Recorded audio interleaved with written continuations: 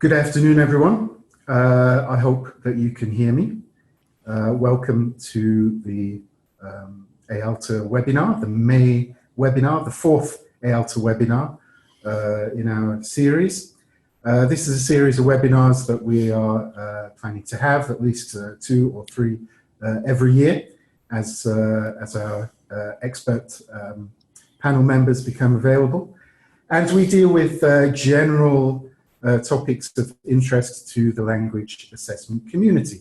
And these so far have been based on the interests and requests from EALTA members. We've had previous webinars with Dr. Sathina Chan and Dr. Norman House on things such as integrated skills testing and also statistics. The last one we had was from Sathina, which was very popular on rating scales and integrated tasks. But today's topic is something slightly different. We're going to be looking at setting standards and the role of assessment in implementing the CEFR in educational reform with Dr. Jamie Dunlea here by my side. I'm just going to give everybody a couple of minutes to join. Let me just see how many people have joined so far. We have, as far as I can see, about over 80 people so far, and from all kinds of places, all over the world.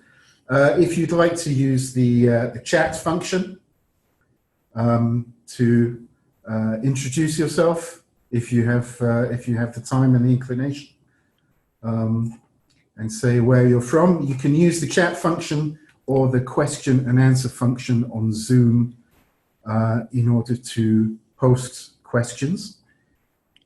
So the way that we will do this is that I will hand over in a few minutes.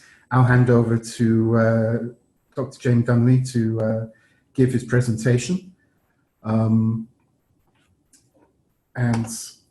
then as you listen and watch his presentation, you can send in questions, and I will try and pass them on at the end of the presentation. I'm just looking at your messages coming in now. People from Madrid, London, the US, Germany, Indonesia, Austria, India, Chile.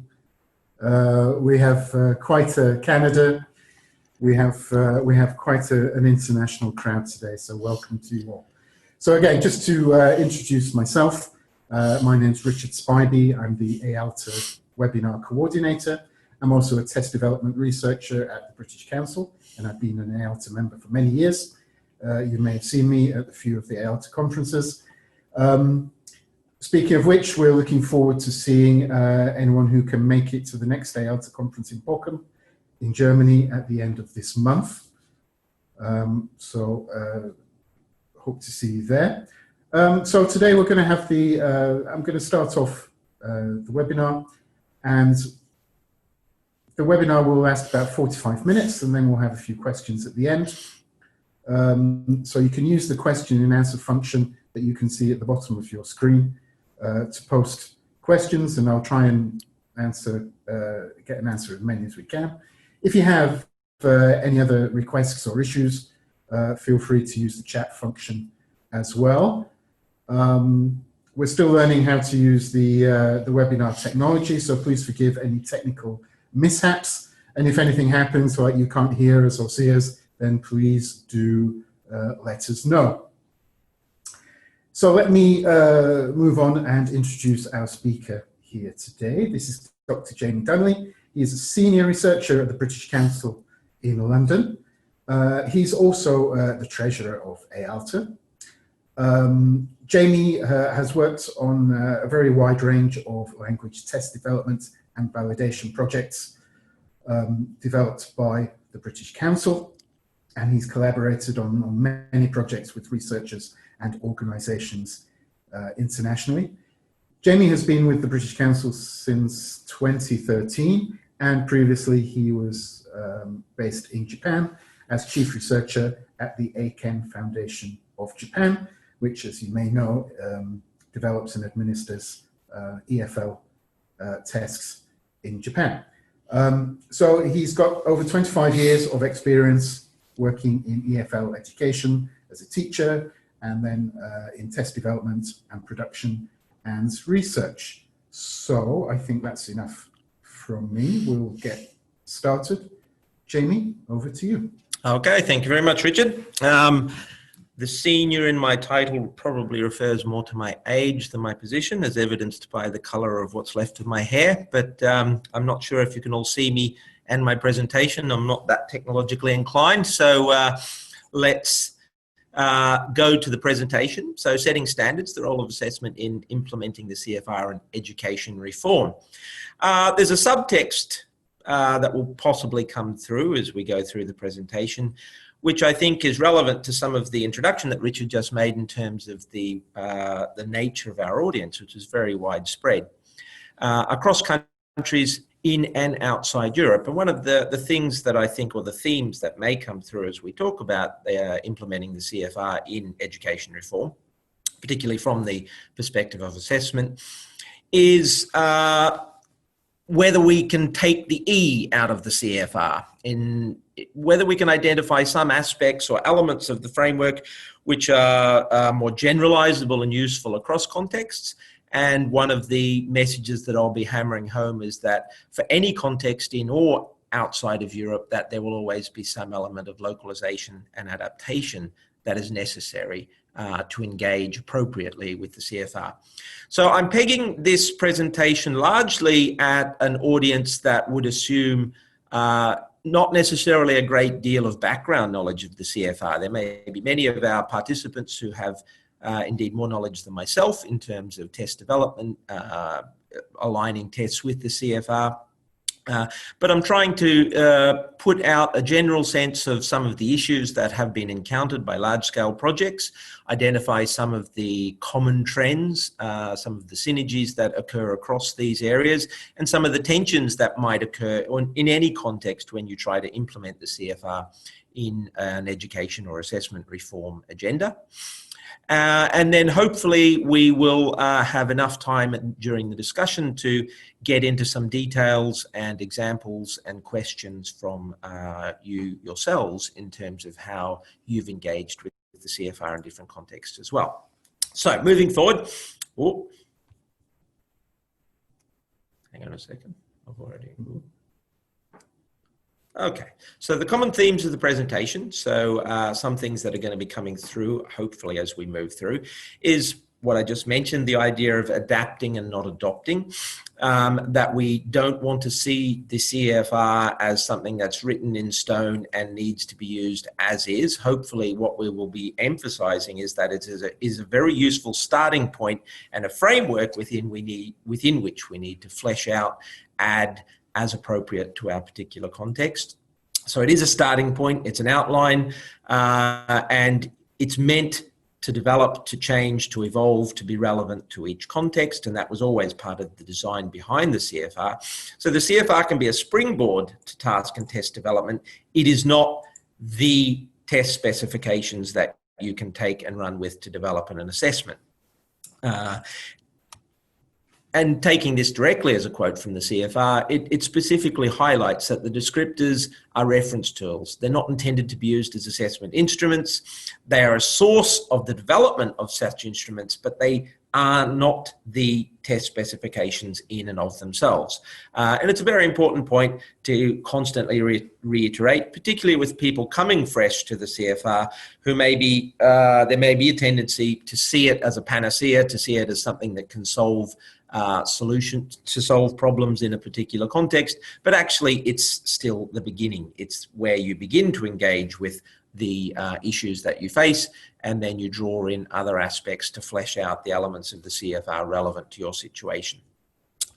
So some other themes that we'll be sort of building on as we go through, the idea of setting appropriate goals. One of the purposes or intentions of the CFR was to provide a framework, a common set of terms, a terminology, definitions of proficiency that can help us identify appropriate goals for our own context and also speak to whether those goals are similar or different to other people's context. So setting appropriate goals. Ensuring quality in assessment, and you'll notice here that there's a great deal that's not related to the CFR. Clear frameworks and standards is where the CFR comes in to ensure test quality, but we have a lot of other features of the testing program that we may need to address that aren't specifically dealt with in the CFR. It wasn't intended or designed to be a validity model in and of itself. It doesn't give you the tools or the methodology in which to deal with things such as data analysis and evidence of technical performance and quality of your assessment. All of these things are the things that we need to bring to the CFR to flesh out our assessment agenda in our particular context. Aspects such as transparency and reporting are emphasized in the CFR, in the manual for the CFR. There are aspects of how we develop our argument to link an examination to the CFR, but it needs to be, we need to keep in mind constantly the need to sort of document and to exchange information and present the case to support any claims of a link to the CFR, and before that, any claims of the relevance and usefulness of our assessment in the first place. Standard setting and benchmarking, if we get to it, will be another area we might talk about.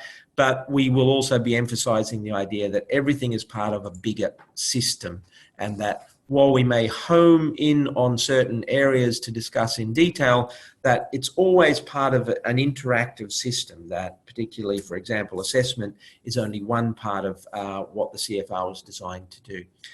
So we want to look at that bigger picture and the wider context in which we embed our use of the CFR, and in particular our implementation of assessment in relation to the CFR. Okay. Moving on then. So once again, just pegging this a little bit for potentially people who are coming to this without as much background knowledge as potentially some of the other participants have. But the CFR now has been with us for some time in published and public format, so since 2001. So we have a 17-year history now of the use of the CFR, which has given us a great deal of experience and documented case studies on which to draw and start to evaluate and once again move forward. Formal origins of the CFR date back even further than that, and even further than that, we can say it's built on a foundation of approaches to modern language education in Europe, which go back even further. So it's built on a large foundation, and you'll notice that a lot of that foundation is related to the teaching and learning of languages, not necessarily just the assessment of languages. Something that's relevant to also just to point out is to home in once again on one of the specific areas of the CFR, and that's the main scaling studies that form the backbone of the original document, which were carried out in Switzerland in 1994 to 1995. And I think something that's relevant here to the wider context we're speaking to today, to many people who are working outside of Europe and are still looking to the CFR as a potential framework, is that the original scaling studies themselves were conducted across different language contexts. So we had different language learning contexts within Switzerland as a multilingual country with different educational cultures according to the different language areas in which that education is taking place. So although on a small scale within one particular context, certain aspects of the CFR, the idea that it's not just about English, for example, that it's a multilingual framework, the idea that it is adaptable and relevant to different language learning and teaching cultures and backgrounds, is something that actually has been in there from the beginning. And I think that's relevant to keep in mind when we talk about applying the CFR to a wider context, even potentially beyond Europe. Okay. So if we get to the CFR, what a lot of people actually sort of, when they refer to the CFR, are actually referring to, it's the common reference levels. And we can see that the common reference levels are at the heart of the CFR, and they're an essential part of operationalizing many of the key goals or targets, if you like, of what the CFR was originally intended to do. And for three of those goals, let's have a quick review of what it says in the document itself. So we can say providing a common basis for the elaboration of language syllabuses, curriculum guidelines, examinations, textbooks, etc. Across Europe. Defining levels of proficiency which allow learners' progress to be measured at each stage of learning and on a lifelong basis, facilitating the mutual recognition of qualifications. Now, there is a strong element of assessment within all of these key goals from the CFR, but it's certainly one element. We notice that there is an explicit attempt to place the attention on things that are useful for learning and teaching, curriculum guidelines, textbooks, syllabuses. So we're not just talking about assessment, and we're also talking about assessment not just in terms of large-scale standardized summative tests. We're talking about defining levels of proficiency which allow learners' progress to be measured at each stage of learning and on a lifelong basis. So we see different perspectives to assessment there, and that is informing learners and teachers. So we see the attempt to there, I think, to address aspects of assessment such as formative assessment. But the mutual recognition of qualifications is a key and essential part. So the use of the reference levels and the use of definitions of proficiency across those levels is a key part of the original core goals of the CFR, and indeed a key contributor, if you like, into what is attractive about the CFR, what has led to its uptake in many places across Europe and outside of Europe. Now, if we look at the common reference levels in their simplest format, and we look at how they've been defined in terms of 6 broad levels of proficiency, and we look at how they relate to these 3 particular goals, to give us a sense of how they might relate to these goals, I'm going to show you a table, which I'm going to, before I show you this table, I'm going to say that we're going to come back to this with a large number of caveats, cautions, and I think question marks around how you should use it. So I want to caution you not to take this as a given and start disseminating it as something that's written in stone. It's meant as an illustration of one aspect of the CFR in terms of the reference levels, which has given us a common set of proficiency definitions with which to work with. But remember the caveats that will come. Okay, so this is a table that is showing you some of the definitions of proficiency in relation to the CFR that have been posited by test developers themselves. Now, these are, if you like, these are self-assessments. So these are test developers who have provided some evidence and discussion of their linking to the CFR, but I'm not intending to endorse the veracity of any of those claims here. And as good test developers, one of the key essential elements that we would look for is evidence. And I would point everyone to look to those test developers to discover where that evidence lies before they take these claims at face value. What's also interesting in this table is that I've selected some examples that are well-known international or Europe tests that have been developed or used within Europe and outside of Europe, including Taiwan, you can see there, and you can also see Japan. I'll be coming back to a few cases from Japan because it's an example that I've worked with outside of Europe myself fairly extensively, and I think it provides some good illustrations of some of those universalities that may occur within the CFR and be useful across contexts. So what happens if we take the common reference levels away? Remembering that these tables are always misleading, that we don't draw clear black and white lines, and that nothing equates or lines up essentially exactly across any set of descriptions. We'll be coming back to that point later on. It's a very important point to keep in mind. But what happens if we take away the common reference levels? Well, we get back to a point where we are suddenly left with very individualized, separate definitions across the examinations, and it makes it very difficult for us to talk in any common sense about the broad levels of proficiency which these examinations might be targeting.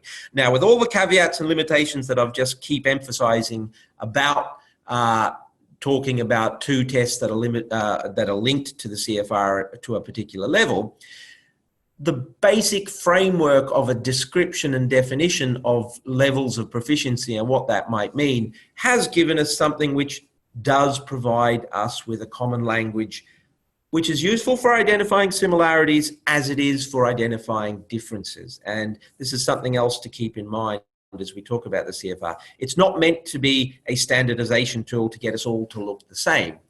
It's to provide a common language and set of terminology and frameworks within which we can talk about similarities and differences.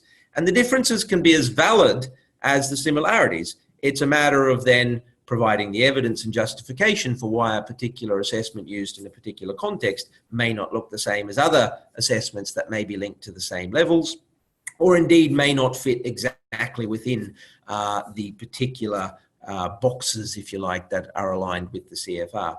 So it gives us the tools for talking in a common language which identifies similarities as well as differences.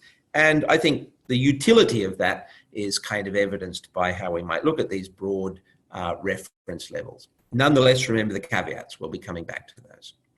And it does that by doing more than just talking about numbers. It does that by matching qualitative and quantitative aspects of definitions of proficiency. So we have qualitative definitions of what proficiency looks like that we can actually extract, and we can start to begin to operationalize in terms of how we turn those into test tasks. And they are operationalized in an empirical and quantitative sense in terms of a gradually increasing order of difficulty.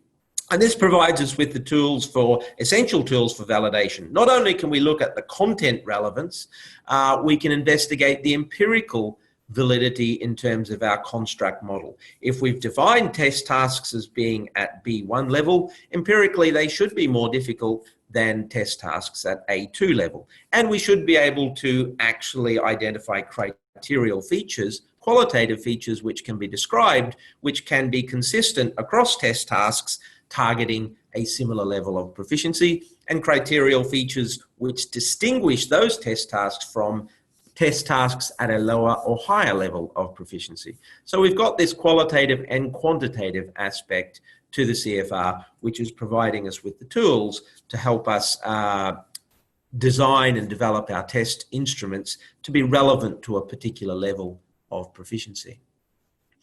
Now, just to get to some of those cautions and criticisms about using the CFR, since its first implementation, there have been a number of cautions and criticisms around its use, particularly in assessment. And in terms of its use in assessment, the lack of specificity, the lack of one particular aspect, which if we get time, we'll be discussing it later on when we talk about test specifications, is the lack of a clear and explicit cognitive dimension, which identifies clearly identifiable differences in the features, criterial features of cognitive demand of test tasks at different levels of proficiency. And it does not detail particular contexts, as Davidson and Fulcher say here, in which it is to be used. So that lacks the necessary detail on which to build test specifications. Now, all these things are relevant to keep in mind. They're important to keep in mind. But what we also need to keep in mind is that I think this has always been part of the CFR, and the identification that the CFR is a starting point. It's not meant to be the end point. So if we look at some of the responses to these criticisms, the relevant points underlined there. So it needs to be applied with regard to each specific language. It's multilingual, so it was always had to be at a certain level of generality to allow for that sort of common framework across languages. But it was always intended that people need to dig deeper. It needs to be interpreted with regard to each specific educational context. And there was always a need recognized for further elaboration and developments, and that this would be in many ways an open source program, that this has been provided to the community, the information is available to the community, and documented and well-structured attempts to add to that are welcome, providing they are documented and carried out according to a methodology which can be replicated, and we can actually add to our knowledge of the implementation of the CFR in different contexts. One of the key criticisms of the CFR, which is relevant to our specific focus here today in terms of talking about language testing and assessment, is that the framework itself in terms of the common reference levels lends itself to an overly simplistic use in setting testing and assessment goals, setting outcomes, if you like. And I say that as an overly simplistic interpretation, because at a superficial level, having a set of scales and a set of levels, and we can say, oh, our test is A2. We want our test takers to be B1. It provides a very, I think, misleading panacea for particularly policymakers who need to set some kind of clear and easy to understand set of targets, which they hope to use as an accountability measure. But as we'll see, that can often be a trap, because it is misleading to treat these things as simplistic solutions to complex problems. And we often, by setting simplistic targets, we may end up digging a bigger hole for ourselves when we try to actually get to the point of measuring whether we've reached those targets. So looking at the use of the CFR in assessment, we need to always remember, getting back to one of the key themes I addressed in the beginning, that it's part of a bigger system, that the CFR is not only part of a bigger system, education embedded within society, that the assessment aspect of that, even within the CFR, is embedded within a wider integrated perspective of language teaching, learning, and assessment. And to give you some examples of how the wider view of the CFR does actually take account of these aspects, a wider view than assessment, we can talk about the idea of the ludic aspects of language, the idea of play and enjoyment using language in these perspectives. It's something that would be very difficult to test. It's not in any of the scales that we've actually got in the CFR as it exists at the moment, in the original formulation of the CFR, but it was always intended and recognized that this is an important part of the pedagogical context, particularly for younger learners in schools, and that this is something that could be addressed, not necessarily as a test, but could be addressed in terms of trying to identify relevant learning goals and relevant tasks associated with such learning goals. So the CFR has always recognized that assessment and the reference levels are only one aspect of what it's offering, and we need to be open to thinking about the wider implementation of the CFR and language education reform.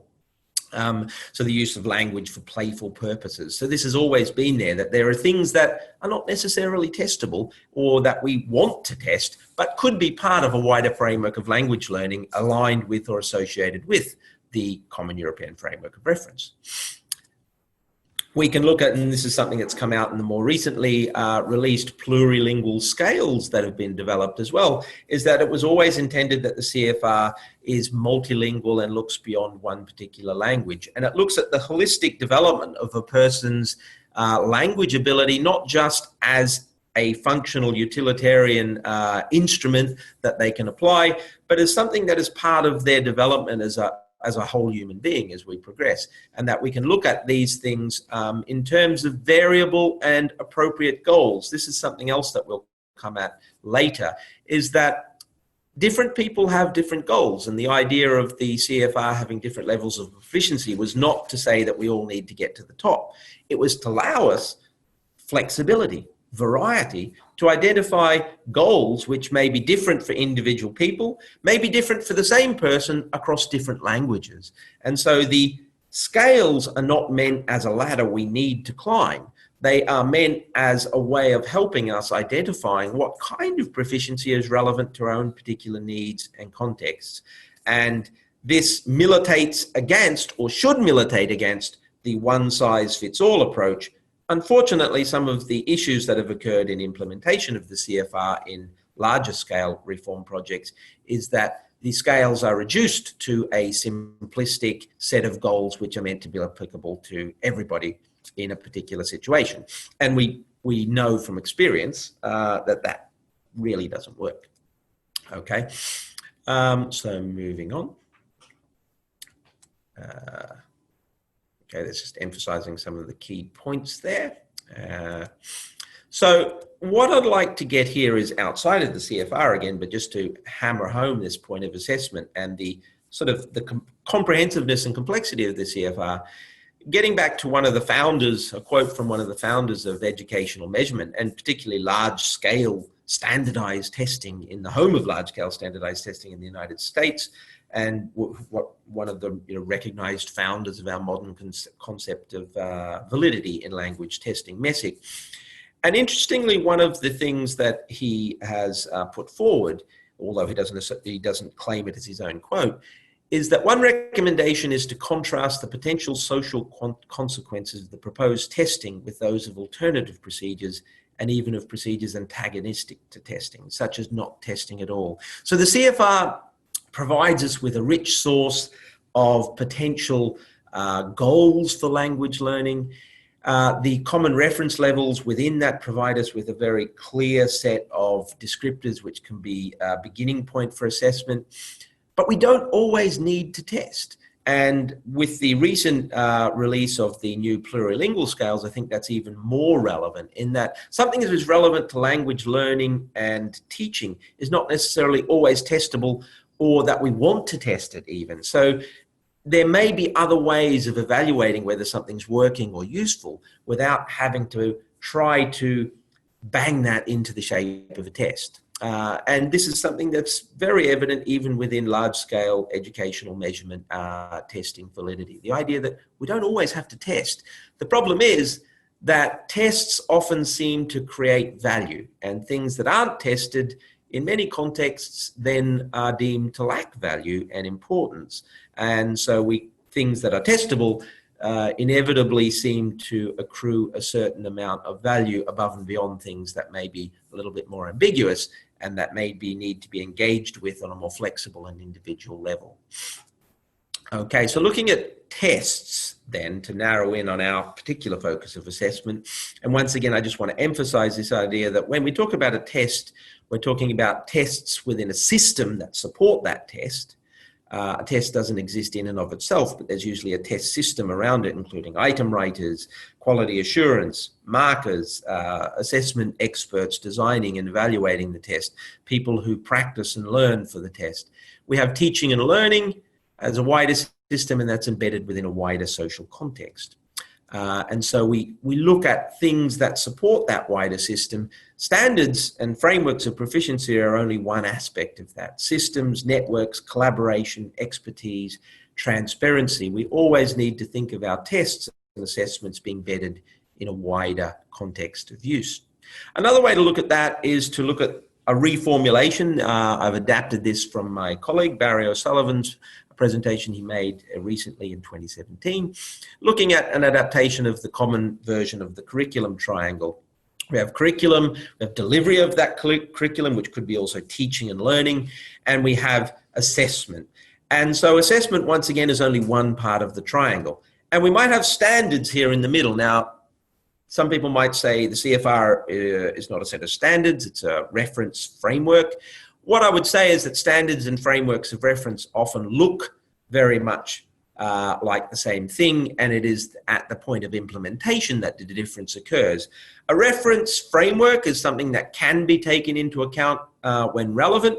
A set of standards is when somebody adopts that framework and decides to give that some sense of force, if you like, in terms of implementation for a particular context, in terms of goals that need to be achieved, and standards that might be adopted by a particular educational authority, a Ministry of Education in a particular context.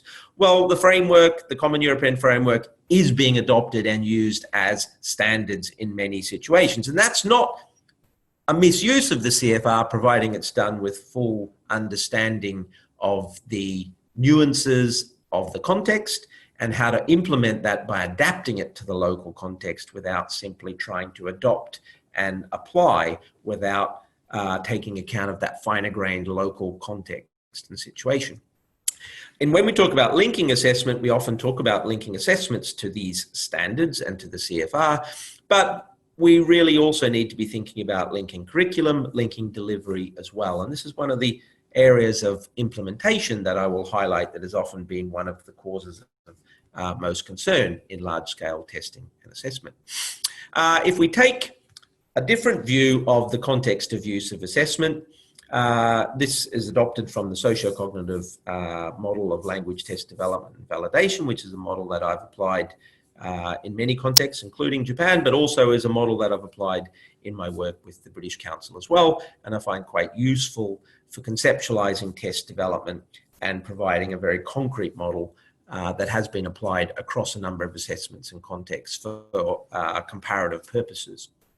If we take the context of use, we can look at the fact that tests and the test system, as we see in that square box in the middle, is actually embedded within a much wider context of use, and that the impact on the test system and the impact on stakeholders is not a linear from test to stakeholders. It's more of a cyclical impact on each other, that stakeholders impact on what we do with assessments and how we design our assessments and how those assessments are used, feeds back into the stakeholders, and that's all embedded within a wider context of use. So we can take our curriculum triangle with the CFR, if you like, or a set of standards if they're applied as standards within a particular context, and we can embed that within this model as well. So we can see that our curriculum triangle with our CFR in the middle is actually embedded within a wider context of use and is in this constant interaction with a wider set of stakeholders, not just test takers, not just learners, not just teachers, but all of the stakeholders that might have influence on a set of assessments and their use and implementation, and those assessments may impact on those stakeholders as well. So we have, and that's embedded within the wider context or social context of use. So this idea of implementation of the CFR, that we need to look at it, we take it as a fine-grained system in many ways with very concrete levels of description, but always need to remember that implementation is something that's embedded within a much wider context of use, and assessment is only one part of that curriculum triangle, of which the CFR can form the core, but we need to try and join the dots, if you like. Okay. So getting into some of the nuances of the CFR then, and moving beyond the simplistic view of the common reference levels, I showed you the table in the beginning with those different tests, and it looked very clean cut and very clear with those clean lines drawn across the different levels and different scores on different tests. And in practice, we know that's not the case. And the CFR actually is built on this principle that it's not a matter of jumping over a line from A2 to B1. In tests, we do need to set some thresholds. We need to set some measurement points at which we can say a person is transitioning and demonstrated performance at a higher level than a lower level. And yet we know that proficiency in terms of acquisition doesn't progress in such clean distinctions. And that color scale on the left is meant to imply that actually we move up levels at different paces, at different rates. Two learners will progress through A2 at a different rate. They will develop different aspects of A2 proficiency at different times. And at the same time, they may even have flashes of B1 performance. They may be able to do some things at a higher level, but not enough to actually constitute being classified as more B1 than A2. And at the same time, when you get to the B1 level, you may still not be able to achieve everything at the A2 level. It's more about defining the best fit in terms of more of what at what particular level is relevant. And when you can say that there are more aspects of B1 proficiency for a particular aspect of proficiency for a particular learner, we can say that they've probably moved into the B1 zone. And as they move towards B2, they will have flashes of proficiency at the level above. So we don't jump across clean lines, which is why tests can be sometimes misleading. Test professionals know that there are error built into any testing judgment, but it's often hard for test users who are non-professionals to interpret or understand this, and they would like to see very clean and clear distinctions. If I get a score of 52, I'm at this level, and if I get a score of 51, I'm at the level below. But we know that actual proficiency and acquisition is not so clear cut. And this is just within the global scale. So we can say that within this very generalistic global scale, there is even this nuanced movement from one level to another. If we look beyond the global scale, we'll notice that there are 54 scales in the CFR. We'll notice that there are hundreds of descriptors in the CFR. And this is why we need to talk about what aspect of the CFR a particular assessment or a particular test is targeting. We don't build an assessment to be B2 at everything. We would need to lock someone in a room for 2 weeks to be able to have a test that long to test everything. And it wouldn't be useful or even relevant to the purposes we'd want to apply that assessment. So the idea is to look within the CFR and look to the richness of description within the CFR to identify what's relevant to our own particular context.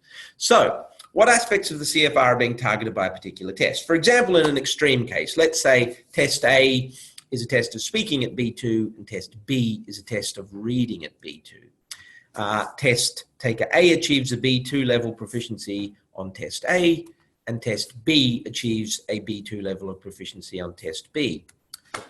Does the B2 mean the same thing? Now, this seems like a simple, straightforward question. Of course not, is the answer. But it's surprising how often people try to reduce the levels to a simplistic interpretation of B2. I'm at B2. B2 at what? This test is at B2. B2 at what? Now, that's very easy to distinguish that when we talk about a test of B2 at reading and a B2 at speaking. Of course, they're different things. Speaking and reading are very different proficiency skills. But even within speaking, for example, we would notice that there are many different scales. There's spoken production, there's spoken interaction, and within them, many different subscales. So when we begin to apply the CFR for a particular purpose of assessment, we need to start to identify within it what is relevant to our particular context. And it won't be everything and shouldn't be everything. Even at the same proficiency level, there is a richness which allows for the flexible use of the CFR in different contexts for different purposes, even if the same broad proficiency level is intended as the target. Now, what this means for our table, if we go back and consider the rather overly simplistic version that I showed you, is that the tests are not the same, even if they target the same broad level, okay? So these tables should be taken as a reference point to begin a closer and more in-depth investigation of the evidence presented by each of those tests to find out what they test. So if we're going to develop a test, we need to dig within the CFR to decide what's relevant to our purposes. But if we're a test user, we need to be informed as an informed consumer. We don't simply say, it's IELTS 7. That's exactly what IELTS 7, sorry. It's CFR C1. That's exactly what I want.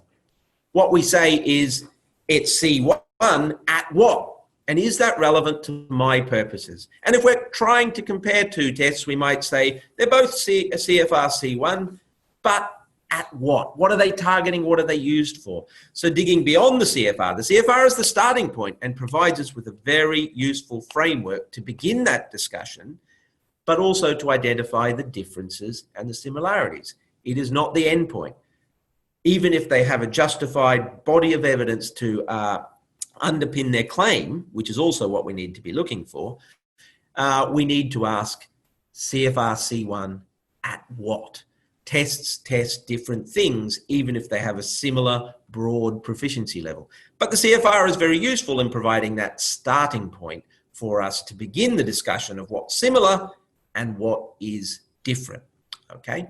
So if you're going to copy any slide or take pictures of it with your mobile phone, I'd prefer you take this one than the previous one I showed you, because it was meant to lead into a discussion of what the important differences are as much as what the similarities are.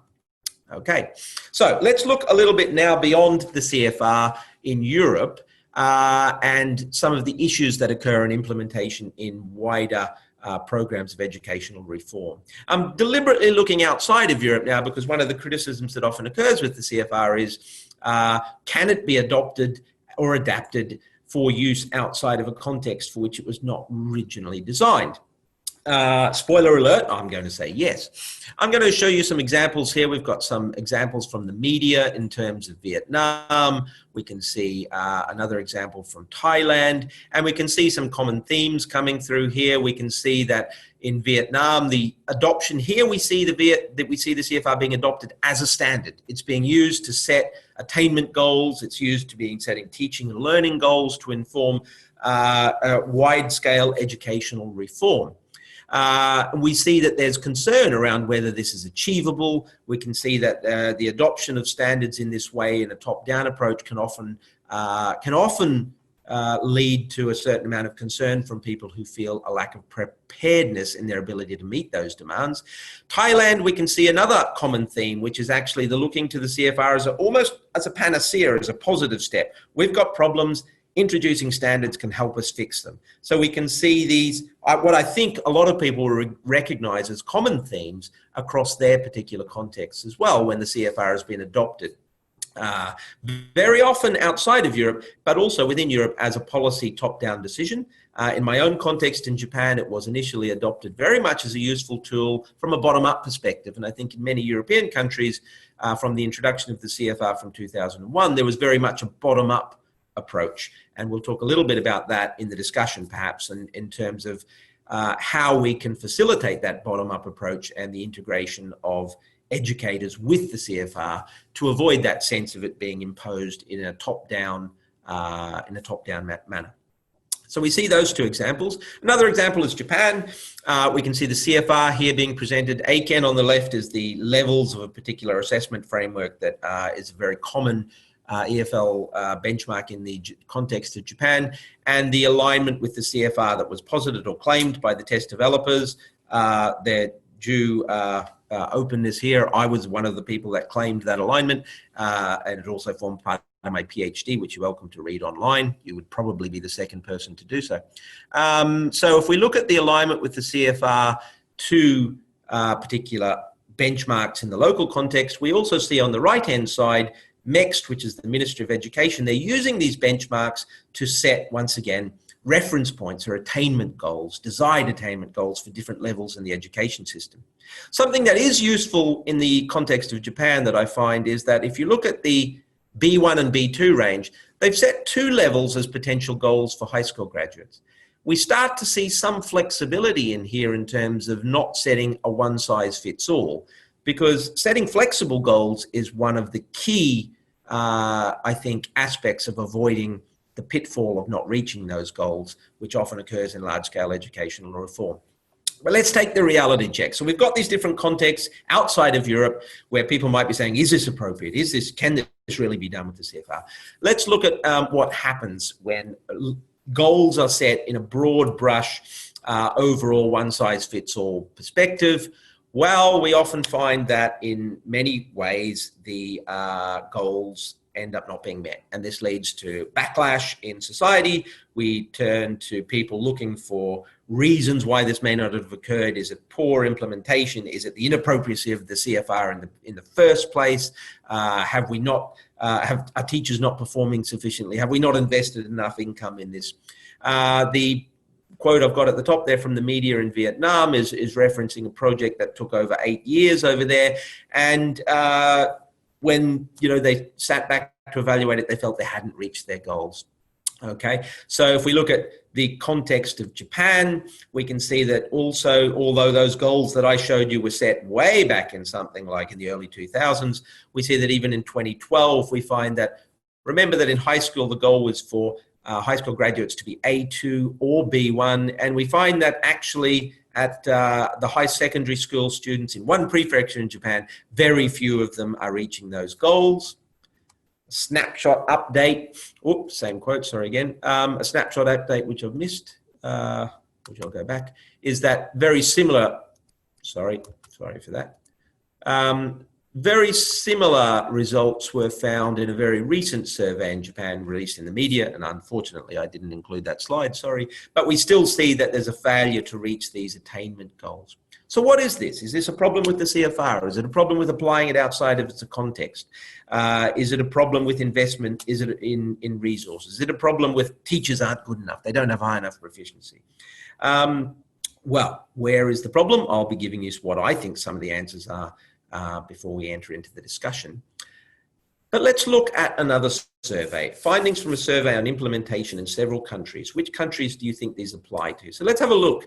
This is a large-scale survey of implementation of the CFR across several countries. And some of the results or conclusions that gel with some of the results that I've seen in Asian countries, in other countries that I've worked with in other contexts as well. We see that major challenges in the implementation concern, firstly, the lack of empirical evidence to establish links between learning outcomes and the CFR levels. Well, Sounds like a familiar story. Secondly, the ability of teachers to use the CFR in their lessons as intended. Okay. So these are key issues in the implementation. We see a majority of the selected countries implement the CFR in tests or examinations. However, the links between modern foreign language learning outcomes to CFR levels lack in general empirical evidence. We see whether teachers know about the CFR depends on the emphasis placed on the CFR in curriculum and in teacher training within the country. Where does this come from? Well, it doesn't come from outside of Europe, even though it resembles very closely many of the outcomes which often lead to a backlash against the implementation of the CFR outside of Europe. And it comes from a survey of implementation within Europe. And we can see that there's a consistency across some of these issues that occur within and outside Europe.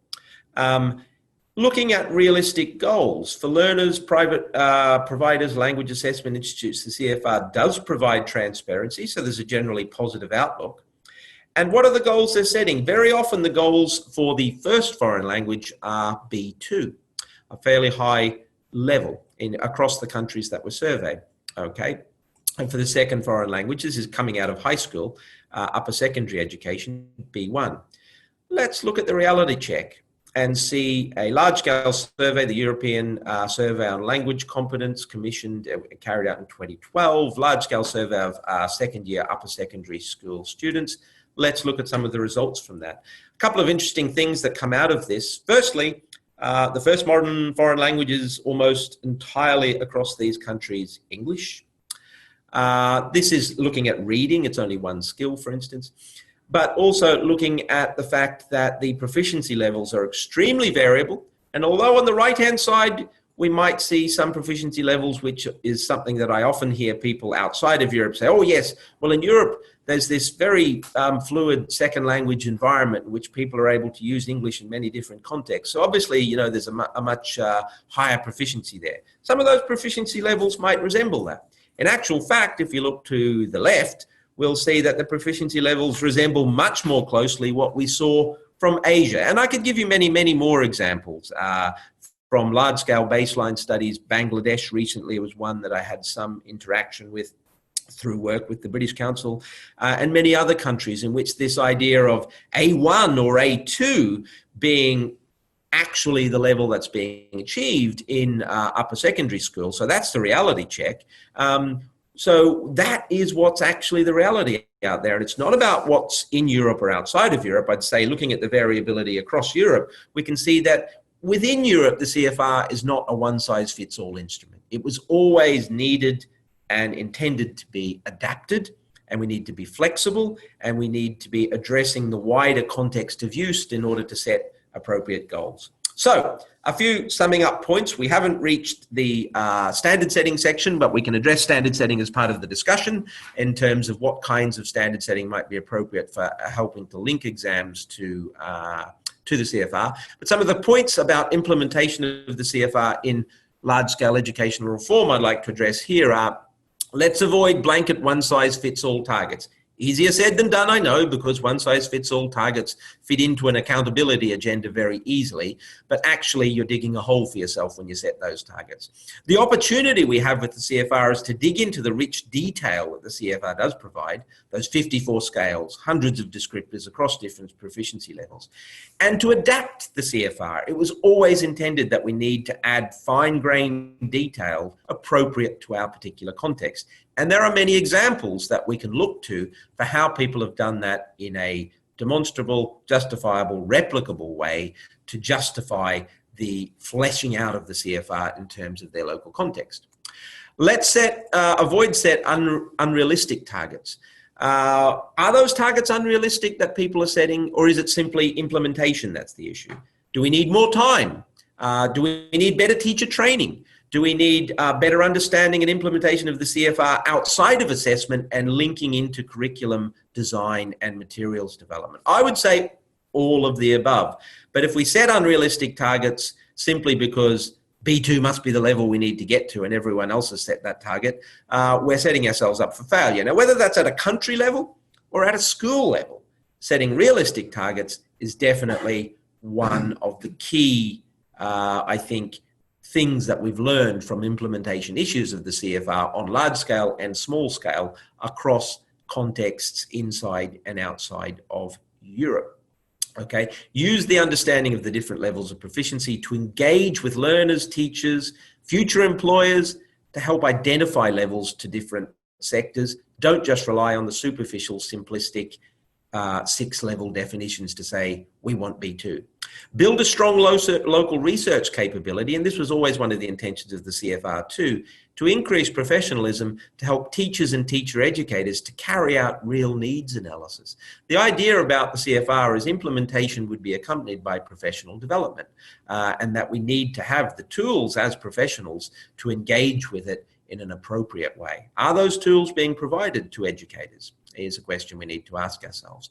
Focusing on assessment as driver, so we can use accountability in evaluating progress, is important, but it's only using aspects of proficiency that can be easily measured. We need to recognize that there are other aspects of the CFR that are relevant to teaching and learning. So we need to look beyond the things that are easily measurable, that we can fit into a simple standardized test. Well, no standardized test is simple, but that we can fit into an easily definable and standardizable testing instrument.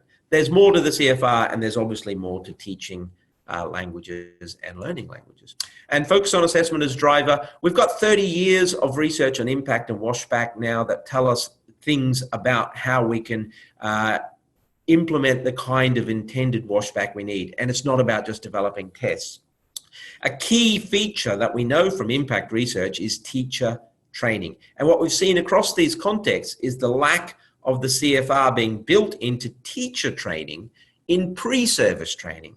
And teachers often engage with the CFR when they first have to teach to the test that's being used as a part of the implementation of the CFR as a set of standards for attainment goals and accountability. So we need to be more proactive, and we need to engage with the CFR at an earlier level and interact with teachers and test developers and build that interaction from the very beginnings of pre-service teacher training. And that, I would say, evidenced by that survey of implementation across Europe, is still not happening. And where the CFR is about to be implemented outside of Europe, we have the opportunity to say, let's do that right from the beginning. We can learn lessons from the past. So we need to build that into teacher training, I think. And don't fit a square peg into a round hole. The CFR was always meant to be adapted, not adopted. So I'm going to finish there and hopefully open up for some question time. Okay, thank you very much, Jamie. Now, while we just let Jamie catch his breath a little bit, as we just get some questions coming in. I've had a couple of questions sent to me by email. I'll be referring to those, and we have a couple of questions coming in on the Q&A function here. So if you have any burning issues that you related to Jamie's talk that you'd like to learn more about, then please do send in your questions. I don't think we'll be able to cover everything, but we'll try and maybe get through as many. If we give quick answers, maybe we can get through as many as we can. So I've got one here, first of all, that's been sent in by Alina. And she says, what successful examples of good practice are there in implementing the CEFR? So what are the successful examples of implementation? Good point, actually. I think I think perhaps within implementation, we might look to some aspects that are useful to apply. And I think one of them I would point to is that example I provided from Japan, which was looking at setting variable attainment goals for a particular stage in the educational system. So that we don't say that everyone has to reach A2, or we don't say that everyone has to reach B1. Unfortunately, I would suggest that there are very few examples of doing that in practice, particularly on a large scale, because it's much more saleable as a policy to set a one-size-fits-all attainment goal, and that obviously leads to the problems and issues and the what do we call it, blowback, if you like, against those policy decisions. In terms of teacher training, actually, I would also say we're still at a stage where we probably don't have a lot of good examples of how that's being implemented at a pre-service stage. There have been a number of large-scale surveys. Some of them are available on the EALTA resources website in terms of assessment literacy and what teachers learn and know about assessment generally. And there's a lacking sort of in terms of general assessment literacy, but particularly in relation to the CFR. And I think there's a project that's being carried out now, and there have been several presentations, a wider Europe project in terms of developing assessment literacy tools for teachers, which also could be evidence of good practice in terms of how we build that knowledge and around the implementation of the CFR as well. I would say off the top of my head, it's hard for me to reach for really good examples of good practice. Something that I would say outside of education systems that is an example of good practice is EALTA itself. I've been engaging with EALTA and with the CFR since 2001 from the context of Japan. I've been engaging with EALTA, since 2007 to learn about the CFR, to take that knowledge back to Japan.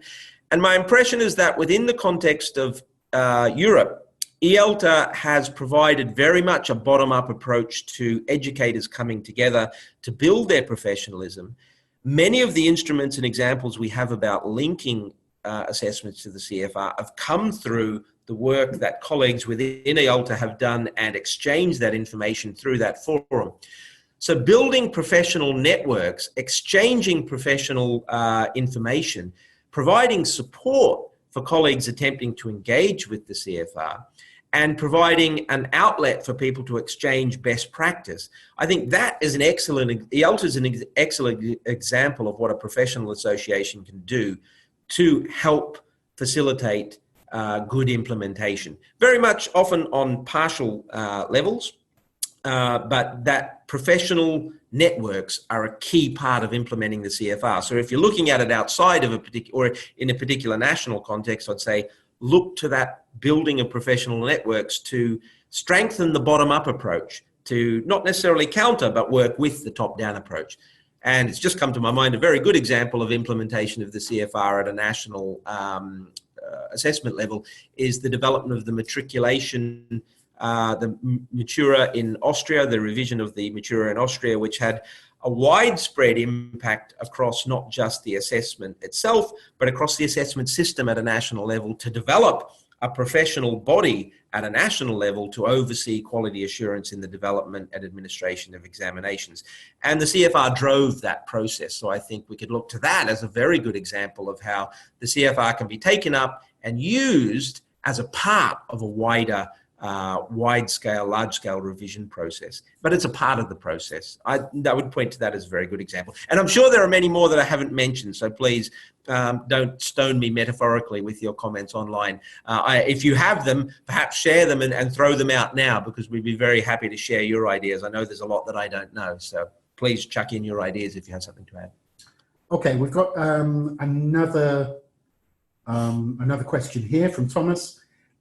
He refers to the slide on the reality gap in Europe and wonders what year that refers to, and what explanations are there for the differences in countries in the graph, other than the degree of proximity of language, for example, Germanic, Romance, Slavic languages. It was from 2012. It was a large-scale survey that was carried out called the European Language Competences Survey. Unfortunately, it was only carried out in 2012. It was intended to be carried out over succeeding years, but as these things sometimes happen, I guess funding ran out or was removed. We would have to look into the actual report, which is quite comprehensive, to investigate what were posited as the reasons behind that. And I think they're numerous. It's not just about language distance. I mean, it's about this stereotype. From outside of Europe, very often people just group everyone together and say, oh, Europe, yeah, so there's, languages are much closer to English there. But we know within Europe that's not the case. But I don't think language distance can explain all of that, because we see very similar patterns across countries with very different language backgrounds in terms of their distance to English as well. Looking at places like Japan, for instance, I think we can look to the opportunities to use English as one in and outside of the classroom. We can look to teacher training. I think we can look to the traditional educational approach, which can be very different across countries in terms of what's emphasized and what's valued. But at the same time, I think there are some key aspects across that core sort of, we were looking at A1, A2 in that high school context in a very broad sense across many countries. And maybe our reality adjustment is that that's actually not necessarily an unrealistic goal at the broadest level for a large number of students to be able to engage with a foreign language and build a strong foundation that they can take on if they want to develop at a further stage in life. So maybe we need to be looking at what our impressions of where people should be are from that graph as well, I think. But I don't have deep explanations myself, and I'd be interested in your interpretations. But the report's online and can be downloaded for the interpretations that were provided by the researchers involved. Okay, great. So just maybe we've just got a time for a couple more questions here. Sorry, I won't be able to get round to all of them. Gamze asks us, while talking about the goals from the CEFR, you mentioned facilitating the mutual recognition of qualifications. Yes. Could you please talk a little bit more about this idea of mutual recognition? This was one of the key initial goals of the CEFR, which was associated with increasing mobility of people within Europe. This was very much developed from a perspective of increasing the ability of people to move within and across borders within Europe. And that includes employability, it includes education, and the idea that assessments were developed to very different standards and reporting mechanisms. And so it was very difficult for people to actually take a degree at face value, which we should never do anyway without a backup of evidence, and say, what does this mean in our context? So for employability or for entering education in a context outside of the one in which you obtained your qualification, could we have a common framework which we could use to help link those examinations and provide a more in-depth description of what those proficiency levels reported by test A are? And that would help test users interpret that test level in terms of what they need. We need B2 level for speaking, for instance, in a particular context. Does this exam actually address that level? So it was helping us provide a common definition, if you like.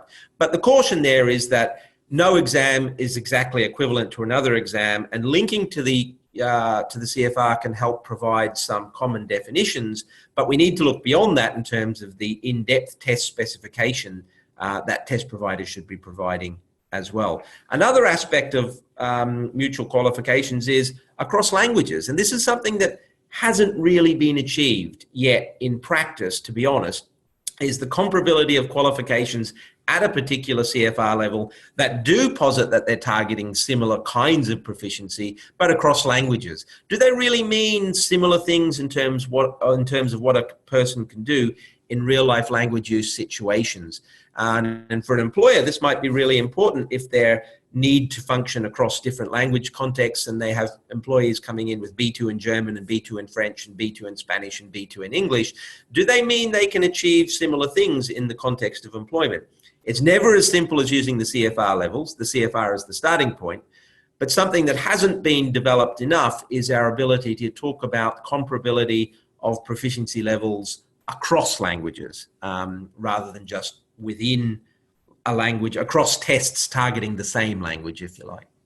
I don't know if that's answered your question, but that's one aspect of what it was intended to mean by comparing qualifications through the axis of the CEFR, if you like, as a tool.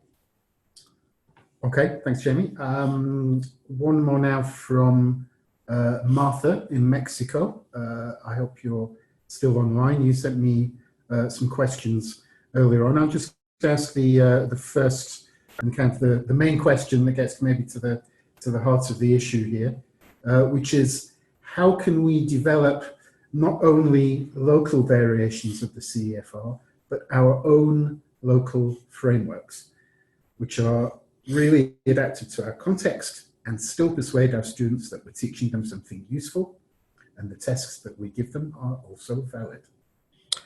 Okay, well, there's quite a few questions embedded in there, I think.